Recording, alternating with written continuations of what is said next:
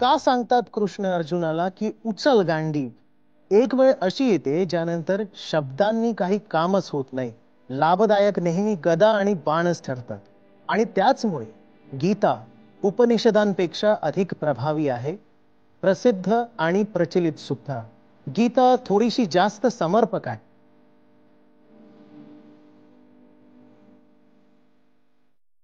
नमस्कार आचार्यजी, माझं नाव परिध्वज त्रिपाठी आहे आणि मी बनारसवरून आलेलो आहे. आम्ही सुद्धा बनारसीच आहोत. ठीक आहे. महर्षी वेदव्यास यांनी स्कंदपुराण रचलंय, ज्यात 7 खंड आहेत. त्यातला 4था खंड काशीखंड आहे आणि त्यात जे काशीतलं शिवलिंग आहे त्याचं विस्तृतपणे उल्लेख केलेला आढळतो. आणि त्यासाठी माझा पहिला प्रश्न असा आहे की या शिवलिंगाचं म्हणजे ते मला विचारायचं आहे की पूजनाचं प्रयोजन काय, आणि दुसरं म्हणजे याला जो तीर्थक्षेत्राचा विशेष दर्जा दिलेला आहे त्याला काही महत्त्व आहे की नाही, म्हणजे की फक्त या जागेला म्हणजे देशाटनाची जागा मानण्यात आलेली आहे. चांगला आहे प्रश्न. मला तर असं वाटतं की असा प्रश्न त्या सगळ्यांनीच विचारावा जे शिवलिंग विवादात अतिशय उत्सुक आणि लक्ष देतात. विशेषतः असे व्यक्ती ज्यांची मतं आणि विचार फार ठोस आहेत, उग्र आहे. सर्वप्रथम त्यांनी विचारायला हवं की शिवलिंग म्हणजे काय, आणि जर त्यांना हेच ठाऊक नाही तर मग नक्की त्यांची निष्ठा कुणाबद्दल आहे? कुठल्या गोष्टीला घेऊन ते धिंगाणा घालतात जर त्यांना मुळात शिवलिंग काय हेच माहित नाही? शिवलिंग काय आहे याबद्दल मी विस्तारपूर्वक चर्चा केली आहे याआधी. तिथं इतकी पुस्तकं आहेत, त्यात कुठेतरी अध्याय सुद्धा असेल त्याचा. साधारण तासभर त्यावर चर्चा केली आहे की नक्की शिवलिंग म्हणजे काय. त्याचा व्हिडिओ सुद्धा उपलब्ध असेल, नवे उपलब्ध आहे.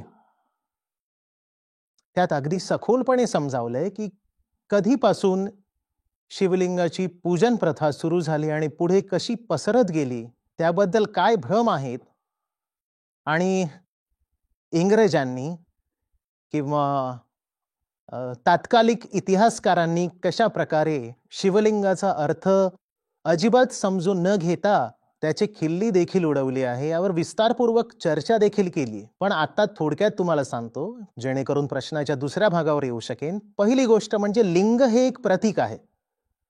लिंग म्हणजे काय? प्रतीक. लिंग शरीराच्या विशिष्ट भागाला म्हणत नाहीत. शरीराच्या विशिष्ट भागाला म्हणत नाहीत लिंग. पुरुषाच्या जनेंद्रियाला लिंग केवळ यासाठी म्हटलं जातं कारण त्याला पाहून हे प्रमाणित केलं जातं, की हा जो जीव आहे तो कोण आहे? तो पुरुष आहे. तर ते एक प्रतीक आहे ना. एक मूल जन्माला येतं, नर्स लगेच सांगते मुलगा आहे की मुलगी आहे. कशी सांगते? जनेंद्रियाकडे बघते आणि सांगते, बरोबर? तर जे जनेंद्रिय आहे ते प्रतीक आहे, चिन्ह आहे, हो ना? त्याचप्रमाणे जे शिवलिंग आहे ते एका गोष्टीचं प्रतीक आहे. आता जेव्हापासून काशीमध्ये वाद सुरू झालाय तेव्हापासून बऱ्याच लोकांनी शिवलिंगाच्या बाबतीत खूप अमर्यादित आणि अशोभनीय असे विनोद करायला सुरुवात केली आहे. ते सर्व सोशल मीडियावर बघायला मिळते. मन खूप विषण्ण होतं ते सगळं पाहून. विशेषतः तेव्हा जेव्हा सुशिक्षित माणसं असं करायला लागतं, वाईट वाटतं. ते असं म्हणतात की जे शिवलिंग आहे ते पुरुषाचं जनेंद्रिय आहे आणि ज्या आधारावर ते स्थापित आहे ते स्त्रीचं जनेंद्रिय आहे.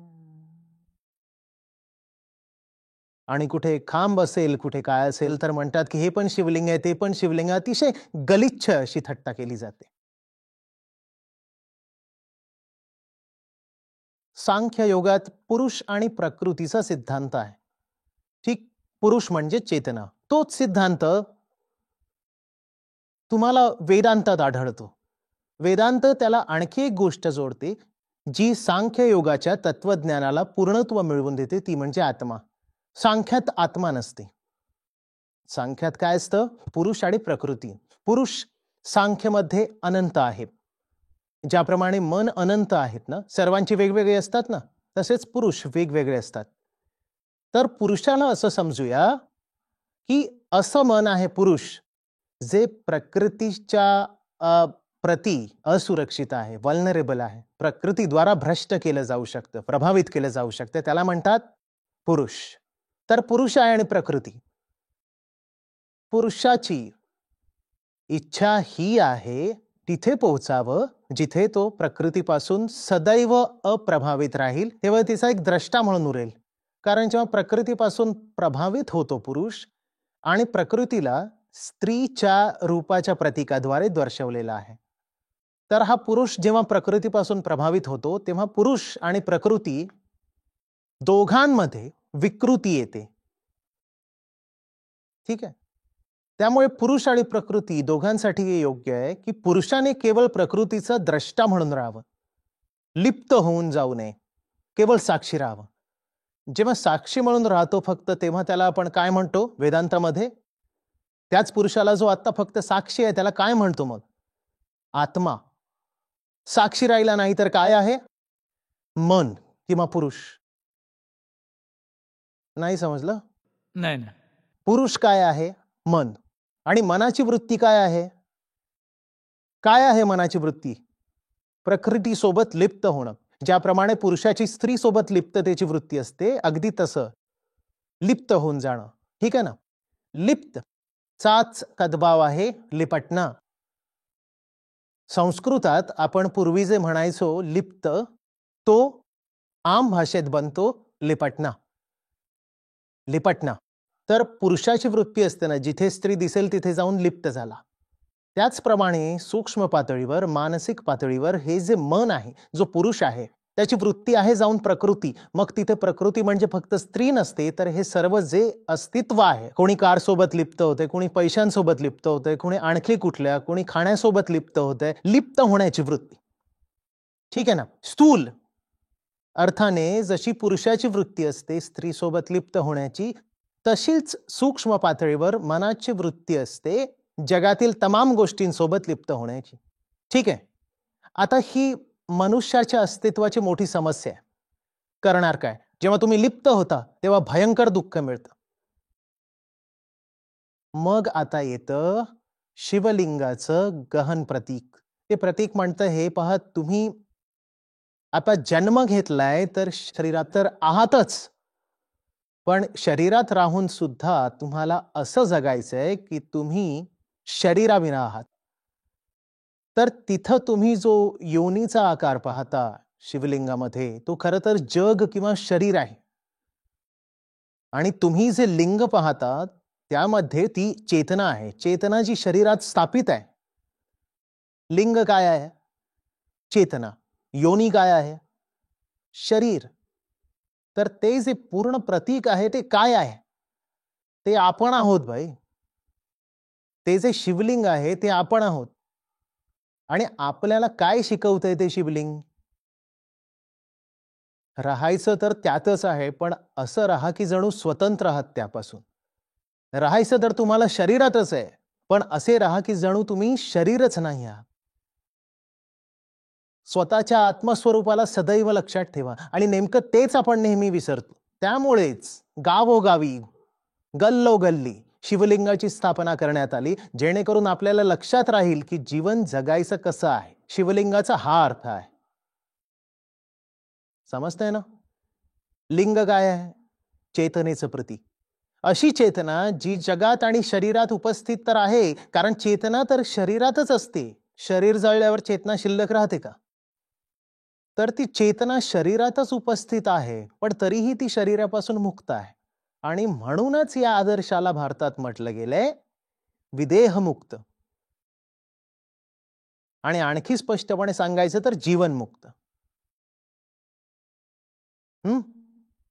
शरीरात आहोत पण शरीरापासून मुक्त, जिवंत आहोत पण जीवनापासून मुक्त आहोत. जीवनापासून मुक्त म्हणजे ज्याला सामान्य आयुष्य म्हणतो ते. कलह, क्लेश, कलह, छोटे सुख, छोटी दुःख, यापासून मुक्त आहोत.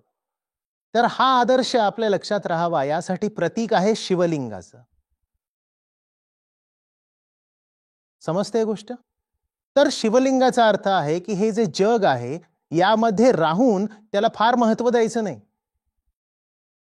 तो खरा बनारसवासी आहे जो जीवन मुक्त सारखा जगतो, ज्याला जगाशी काही देणं घेणं नाहीये, जो राहतो तर पृथ्वीवर पण त्याच्या डोळ्यात पाहिलं तर आकाश दिसून येतं. तो आहे काशीचा अस्सल रहिवासी, ज्याला दुनियादारी आणि इकडच्या तिकडच्या सांसारिक गोंधळात भांडणात उत्सुकता आहे, तो काशीचा असूच शकत नाही. समजते ना? आता शिवलिंगाला जेव्हा पाहाल तेव्हा आठवेल ना, काय आठवेल? जगात राहायचंय पण जगापासून स्वतंत्र जगायचंय.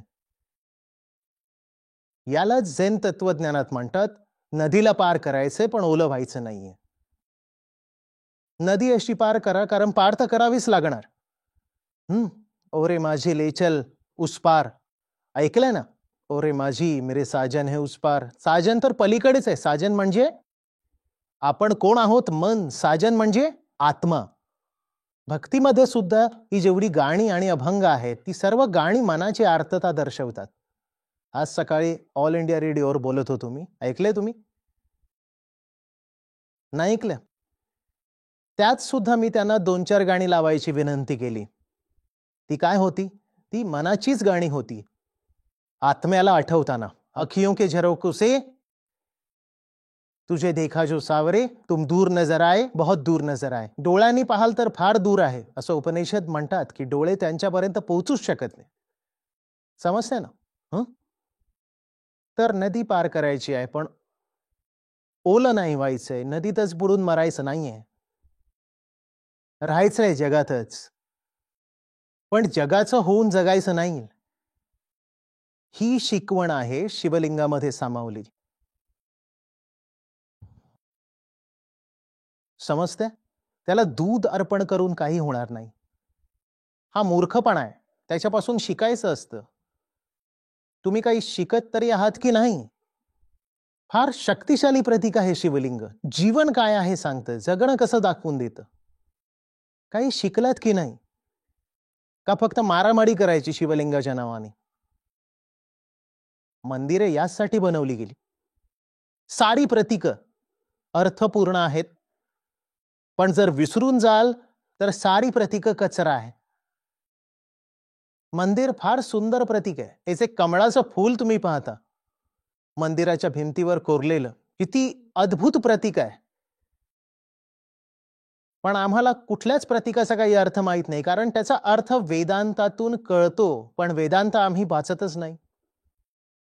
त्यामुळे आमच्यासाठी कुठलंही प्रतीक काही अर्थ ठेवत नाही. इथे आपल्याकडे हे भगवद्गीतेचे श्लोक आहेत. एक एक अक्षर काय आहे सांगा? ही प्रतीक आहेत ना. जर तुम्हाला त्याचा अर्थ करता येतोय तर तुमच्यासाठी ते प्रतीक आता अर्थपूर्ण सिद्ध होते. ठीक आहे? जर तुम्हाला लिहिता वाचताच येत नसेल तर काय म्हणतात, काला अक्षर भैंस बराबर. हीच सर्व हिंदूंची अवस्था आहे. सगळी प्रतीक आपल्यासाठी भैंस बराबर झाली आहेत. आपल्याला काही ठाऊक नाही. आपल्या संस्कृतीत सुद्धा प्रतीकांचा सुमार आहे, पण आपण कशाचाच अर्थ जाणत नाही. उपनिषदांकडे गेल्याखेरीज तुम्हाला हे कळणारच नाही की ते प्रतीक का बनवलं गेलंय. मग काय सुरू होतं? जेव्हा काही जाणून न घेता तुम्ही पूजा वगैरे करायला लागता त्याला म्हणतात ठोंग, अंधश्रद्धा. जेव्हा माहिती तर नसतं की काय करतोय ते काय केलं जातंय त्याला काय म्हणतात? ढोंग. आपण ढोंगी लोक आहोत. आम्हाला काहीही ठाऊक नाही. आम्हाला फक्त झाडाला प्रदक्षिणा घालू, कधी उपवास वगैरे ठेवू, कधी जाऊन नदीमध्ये दिवे वगैरे सोडू, कुठेतरी जाऊन अग्नी प्रज्वलित वगैरे करू. माहिती काहीही नसतं पण हे सर्व करीत राहतो. अजिबात माहित नाही पण हे सगळं करतो आपण. एकदा का तुम्हाला शिवलिंगाचा अर्थ कळून आला तर आता कुठं छोटंसं जे शिवलिंग पाहाल मन बदलून जाईल. प्रयोग करून पहा वाटल्यास. कुठल्या गोंधळात अडकला असाल, कुठल्या गोष्टींना घेऊन मन विचलित असेल, शांत व्हाल. काहीतरी लक्षात आणून देईल ते प्रतीक. समजतंय ना? दुसरा प्रश्न काय होता? तीर्थ फक्त तीर्थक्षेत्र आहे की फक्त देशाटन आहे की तीर्थक्षेत्राचं काही विशेष महत्व आहे? आता तुम्हीच सांगा, इतकं मी बोललोय तर. तीर्थाचं काही विशेष महत्व तर उरणारच नाही. मग जर शिवलिंग कुठेही असेल आणि त्याबद्दल माझा भाव तसाच असेल तर ज्याप्रमाणे तुम्ही आता पहिल्या प्रश्नाचं उत्तर दिलं त्याचप्रमाणे मग तीर्थाचं काही विशेष महत्व तर उरणारच नाही. जिथे कुठे शिवलिंग पाहू तिथे तर तोच भाव. खूप सुंदर. बसा. आता मी थोडं विस्तृतपणे सांगतो. 2-3 गोष्टी आहे. रंजक वाटते का तुम्हाला हे सर्व, की फार धार्मिक वगैरे होतंय? दुसरं काही बोलूया का? नाही नाही नाही नाही, यावरच बोलूया आचार्यजी, यावरच बोलूया. आपण 2 शक्तींनी दबलेल्या अवस्थेत जगत असतो. आपण म्हणजे कोण? आपण कोण आहोत? मन, चेतना. चेतना 2 प्रकारची ओझी घेऊन जगते. आपल्याला समजून घ्यायचंय तीर्थ म्हणजे काय, ठीक आहे? चेतना 2 प्रकारच्या ओझ्याखाली दबली गेली आहे. जे सर्वात पहिलं ओझं असतं चेतनेवर ते असतं जैविक. जन्म घेण्याचं ओझं आहे. हे शरीर. कारण शरीरासोबत वृत्ती येतात. हे फार मोठं ओझं आहे.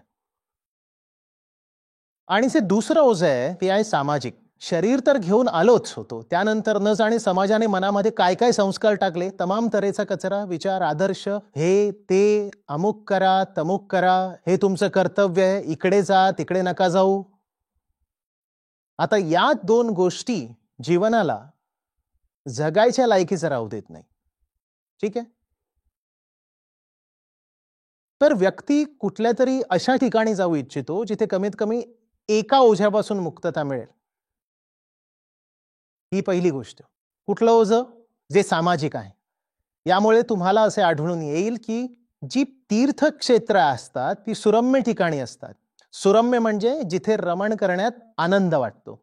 शहरापासून दूर. शहरापासून दूर म्हणजे कशापासून दूर?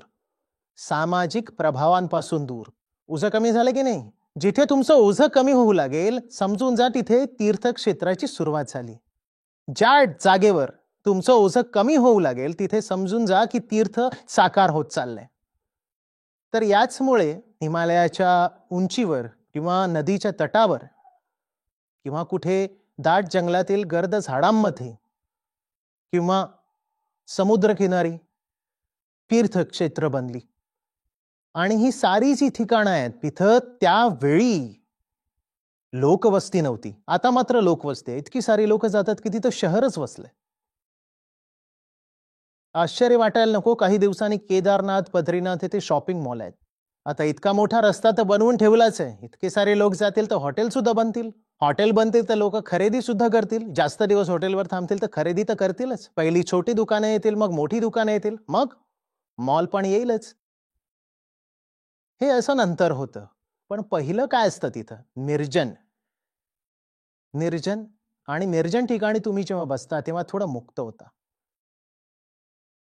मुक्त होता तुम्ही. कदाचित जातही असाल, अस्वस्थ होत असाल तेव्हा. बरीच लोक असं करतात, शहरापासून थोडं दूर निघून जातात. फार काही नाही तर कुठल्या कालव्याजवळ जाऊन बसतात. थोडे दूर गेले, तिथे शेती वगैरे सुरू झाली, बसले जाऊन शेतात कुठेतरी.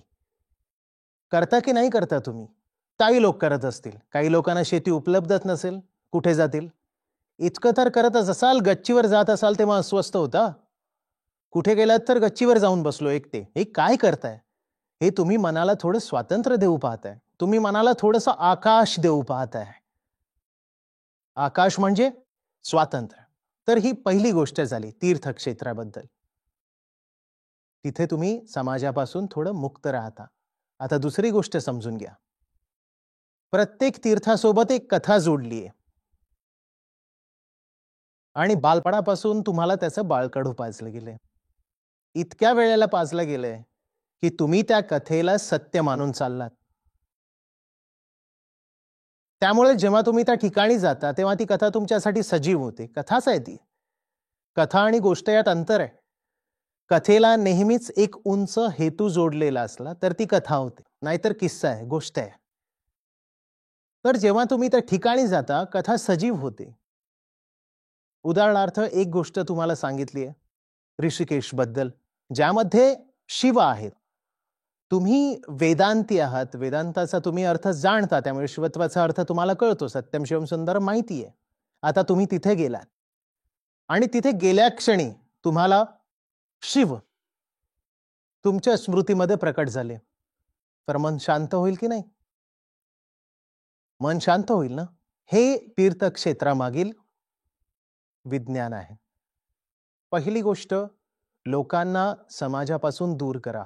दुसरी गोष्ट, त्या जागेबद्दल अशी काहीतरी कथा बनवा की व्यक्ती स्वतःच्या शरीरापासूनही दूर होण्याचा अनुभव घेऊ शकेल. शरीर म्हणजे हे जे शरीर मूलक आवेग असतात, भावना असतात, राग, द्वेष, कलह, हे सगळं शरीरच असतं ना, है ना. काहीतरी असं बनवा जिथे व्यक्ती स्वतंत्र होऊ शकेल. ऋषी खूप प्रेमळ व्यक्ती होते आणि वास्तवात जगणारे होते. त्यांना पक्क ठाऊक होतं की प्रत्येक मूल जे जन्माला येतं ते फार दुःख सहन करतं. त्यामुळे प्रेमा खातर ते अशी व्यवस्था करून गेले की पुढे सुद्धा जे लोक येतील त्यांना इतकं दुःख सहन करायला लागू नये. आणि हीच दोन प्रकारची दुःख असतात, जन्मजात आणि समाजजनित. समाजजनित दुःखापासून वाचवण्यासाठी त्यांनी दूर सुंदर सुरम्य प्राकृतिक ठिकाणी तीर्थ केली आणि शरीरजनित दुःखापासून वाचवण्यासाठी त्यांनी तीर्थक्षेत्रासोबत अशा काही कथा जोडल्या ज्यांचा संबंध कधी रामाशी असेल, शिवाशी असेल, कृष्णाशी असेल. आणि त्यांनी असं गृहीत धरलं होतं की तुम्ही रामतत्व जाणता, योग वासिष्ठ यांचं अध्ययन केलंय तुम्ही, का कृष्ण तत्व जाणता, गीतेचे अध्ययन तुम्ही केलं आहे का? तुम्ही काही शिवत्व जाणता? अवधूत गीतेसोबत तुम्ही बसला आहात असं ते मानून चालत होते. आणि मग ती भगवद्गीता असो नाही तर अवधूत गीता असो, देहाबद्दल दोन्ही काय सांगतात? तुम्ही शरीर नाहीच आहात. तुम्ही कोण आहात? ज्याला अग्नी जाळू शकत नाही, पाणी ओलं करू शकत नाही, वारा सुकवू शकत नाही, ते आहात तुम्ही. तर कृष्णाचे स्मरण होणे म्हणजे आपल्या आत्म्याचे स्मरण होणे. तर एक अशा ठिकाणी एक तीर्थ स्थापित करा आणि त्यासोबत कृष्णाचं नाव जोडून द्या. आणि कृष्णाचं नाव जोडून देणं म्हणजे काय जोडून देणं? गीता जोडून देणं. आणि गीता जोडून देणं म्हणजे काय जोडून देणं? नैनम दहती पावक. तुम्ही हे आहात ज्याला आग कधी जाळू शकत नाही, शरीर नाही आहात तुम्ही. हे तीर्थाचं विज्ञान आहे. आता तीर्थावर जाऊन तुम्हाला हे दिसलं की इथे पूर्ण शहर वसलेलं आहे, तर तीर्थ राहिलं कुठे? तुम्ही तर समाजापासून दूर व्हायला गेला होता, इथं आणखी समाज आहे. तीर्थक्षेत्री जाऊन तुमच्यात देहभाव आणखी सदन होतोय, तर मग तीर्थ कुठे? तीर्थ तर यासाठी आहे की तुम्हाला तन आणि मन दोघांपासून थोडी मुक्ती मिळावी. पण त्याऐवजी तुम्ही तीर्थक्षेत्री जाऊन जर शरीरच होऊन बसलात तर ते काय तीर्थक्षेत्र नाही. तीर्थक्षेत्री जाऊन मनातील नैराश्य आणखी वाढत असेल, मनात विचारांचं काहूर माजत असेल, तर मग ते कुठे तीर्थ आहे? आपण आपल्या तीर्थक्षेत्रांसोबत हाच अन्याय केलाय. आपण त्यांना तीर्थ म्हणून ठेवलेच नाही.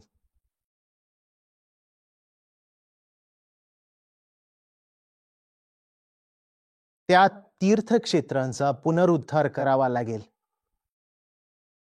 तीर्थक्षेत्रांना तीर्थक्षेत्रासारखे पुन्हा एकदा बनवावे लागेल. ऋषिकेशमध्ये बराच काळ मी खूप वर्षांपासून घालवतोय. खूप कमी राहिलंय तिथे जे तीर्थासारखं आहे. तीर्थक्षेत्री राफ्टिंग नाही होऊ शकत. नाही, दुसरीकडे कुठेतरी कर. खूप नद्या आहेत आणि गंगेमध्ये सुद्धा खूप अन्य जागा आहेत, तिथे जाऊन करा ना. गोंधळ घालून चित्रविचित्र निकृष्ट दर्जाची फिल्मी गाणी गाऊन तीर्थ वसवलं नाही जाऊ शकत. तीर्थक्षेत्री जनावरांचं मांस विकलं जाऊ शकत नाही. तुम्ही तिथे जाऊन मटन टिक्का ऑर्डर करताय ऋषिकेशच्या एखाद्या रेस्टॉरंटमध्ये आणि तुम्हाला मिळतंयही, मग तीर्थ कुठे? मुलं मुली त्याला स्वस्तातला गोवा समजून तिथे नदी किनारी टिकटॉकवर गोंधळ घालतायत, तर तीर्थ थोडीच आहे.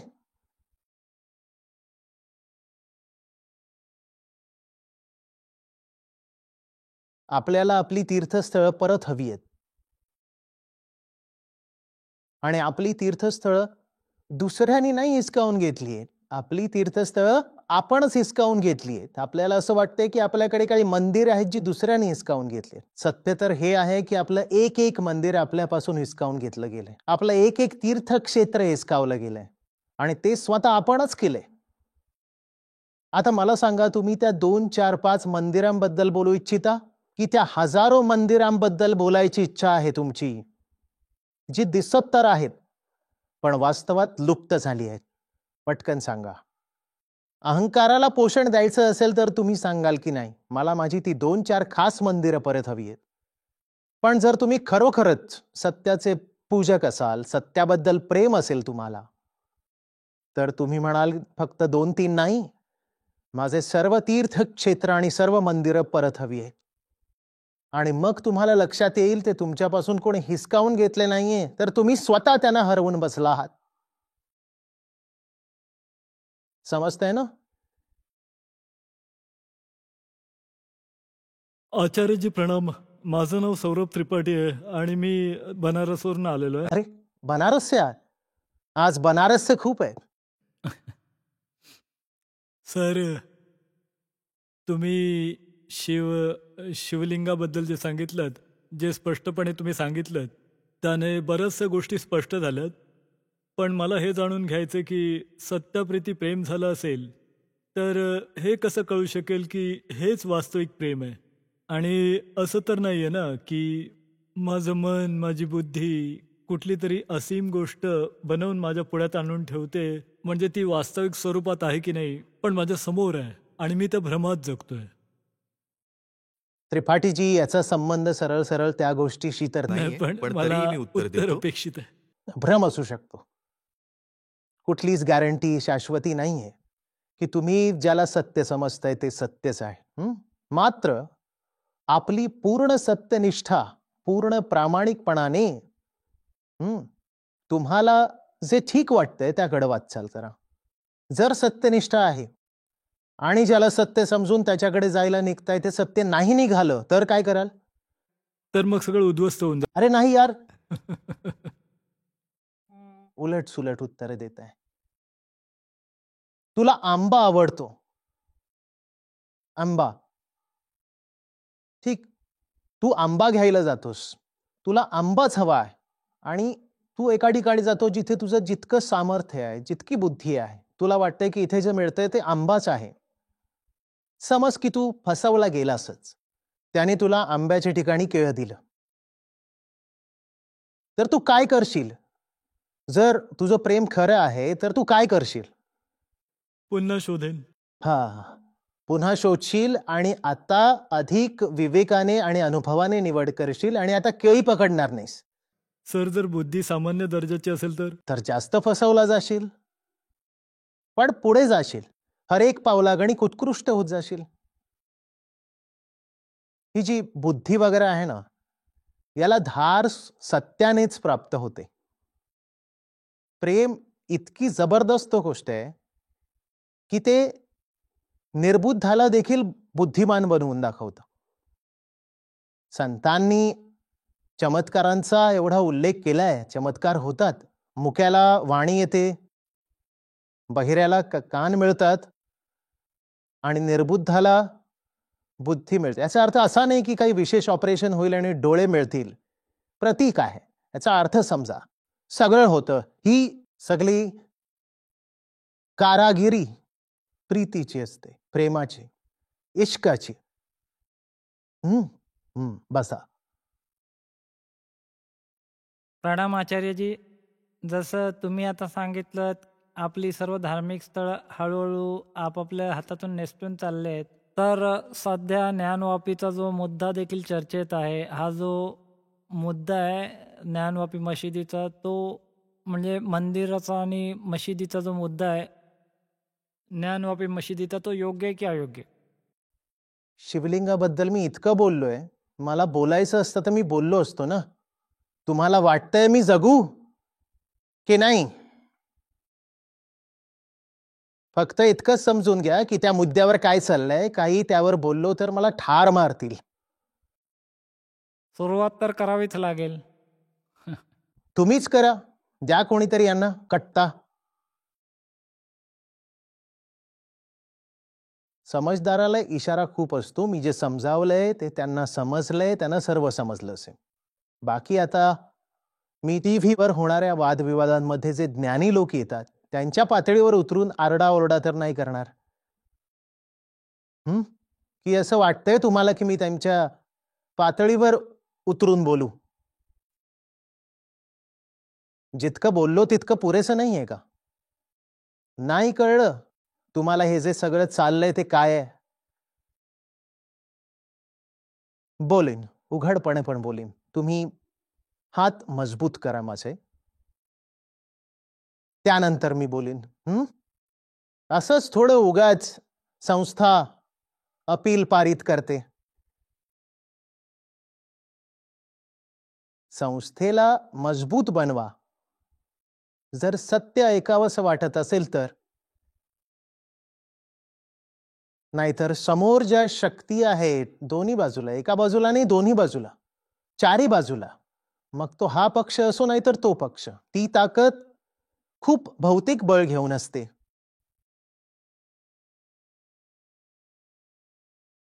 आणि ती कुठल्याही तऱ्हेचा विरोध झेलायला तयार नाही. इथूनच कोणीतरी उभा राहील आणि मी असं बसलो इथे, सिटिंग डक म्हणतात त्याला, सरळ इथे गोळी मारेल. कळूनही येणार नाही तो कोण होता आणि कोर्टात सिद्ध होईल की कोणी विक्षिप्त होता, त्याला सोडूनही देण्यात येईल.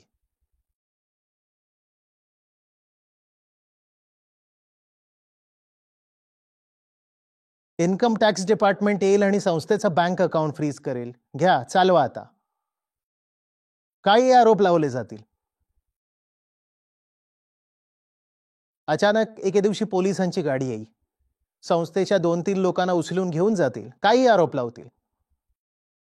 कुठली मुलगी येईल आणि म्हणायला लागेल माझा बलात्कार केला.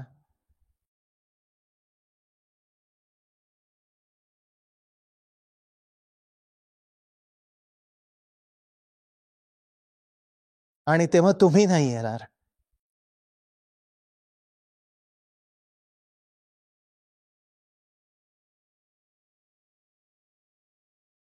तुम्हाला असं वाटतंय मी बोलावं आणि उघडपणे बोलावं, तर जे मी म्हणतोय त्यावर विश्वास ठेवा. आणि मी जर म्हणतोय की संस्थेला संसाधनाची आवश्यकता आहे तर ती द्या. 2015 मध्ये पहिली धमकी आली होती आणि ती इस्लामिक कट्टरपंथीयांकडून आली होती. तेव्हा मी कुराणावर काही सत्र केली होती. हेच म्हणाले होते ते जीवानीशी मारून टाकू. मला वाटलं हे इस्लाम मध्ये होतं अधिक, तर तिथे चरमपंथ जास्त आहे, उग्रवाद जास्त आहे. मागच्या 2 वर्षापासून धमक्या मुसलमानांकडून नाहीये, तथाकथित सनातनी संस्कृतीवाद्यांकडून येतात. तुम्ही कोण आहात आमच्या संस्कारांवर बोलणारे? ते तुम्ही नाही म्हणत, ते शिवी देऊन बोलतात. म्हणतात गायब होशील, पत्ता पण नाही लागणार. कुठल्या रस्त्याने जात येत असतोच ठाऊक आहे आम्हाला, ऍक्सिडेंट होऊन जाईल कळणार सुद्धा नाही.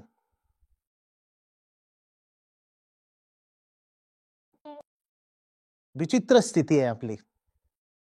ही तर झाली इस्लामिक कट्टरपंथी आणि हिंदू कट्टरपंथीयांची गोष्ट. मग येतात ही लोक जी वाममार्गी आहेत, लेफ्टिस्ट, यांच्यात लिबरल्स पण येतात. त्यांना वाटतं मी उजवा आहे कारण मी उपनिषद आणि वेदांताबद्दल बोलतो, तर ते मला हिंदू बाबामधला एक समजतात.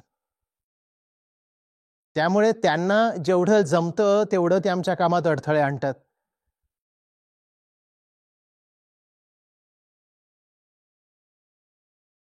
हिंदूंना वाटतं मी वामपंथी आहे, तर ते शक्य होईल तितक्या पद्धतीने विरोध करतात.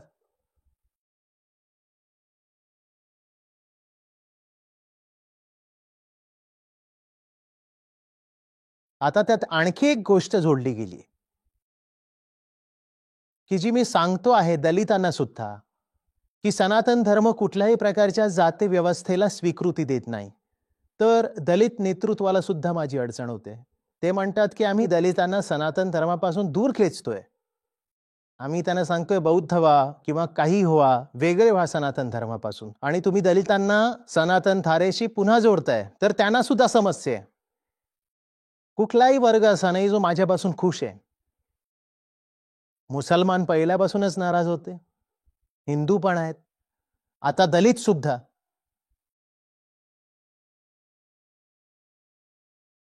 लेफ्ट लिबरल्स पण नाराज आहेत.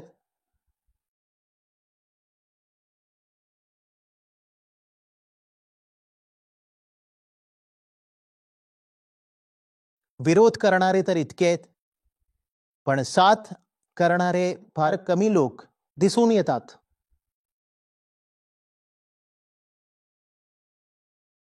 सांगा आता काय करायचं. नमस्कार आचार्यजी. तुम्ही आता जे हे सांगितलं ना, तर समजतात बऱ्याच गोष्टी. खरं तर 20 वर्षांपासून संस्थानांसोबत मी जोडली गेली आहे. सर्वांना पाहिलंय, सगळ्यांना समजून घेतलंय, मात्र मनावर कोणी राज्य नाही गाजवलं आणि असं कोणी गवसलंच नाही. सगळ्यांच्या मनात धर्माविरुद्ध बरंच काही आहे आणि हे सगळं बघून माझा धर्मावरून विश्वास उठलाय. म्हणजे बाहेरून बरं दिसतं, पण आतमध्ये खूप धर्माविरोधी गोष्टी दिसून यायच्या. आणि जसं त्यांनी तुम्हाला विचारलं, पण तुम्ही नाही सांगितलं आणि का नाही बोललात हे कळलं मला. मी काय नाही बोललोय, सगळं तर बोलून बसलोय मी. नाही, तुम्ही म्हटलत ना की माझ्यासोबत असं करतील. नाही, थांबा, मी सांगतो काय म्हटलं ते. मी म्हटलं मी सगळं बोलतोय, मी त्यांच्या भाषेत बोलू इच्छित नाही. हो, मी त्याच भाषेत बोललोय ज्या भाषेत तुम्ही मला समजू शकता. तुमचं आणि माझं बोलणं झालेलं आहे, पण ते ज्या भाषेत मला बोलतं करू पाहतायत ती भाषा दुसऱ्यांची आहे. त्या भाषेमध्ये बोलणं आता या मिशनसाठी योग्य नाहीये. तर माझ्या बंधू भगिनींना मला एवढंच सांगायचंय, विनंती करते की आपण आपलं योगदान देऊ आणि जे आधी घडलंय ते आचार्यजींसोबत पुन्हा न होवो. धन्यवाद. धन्यवाद.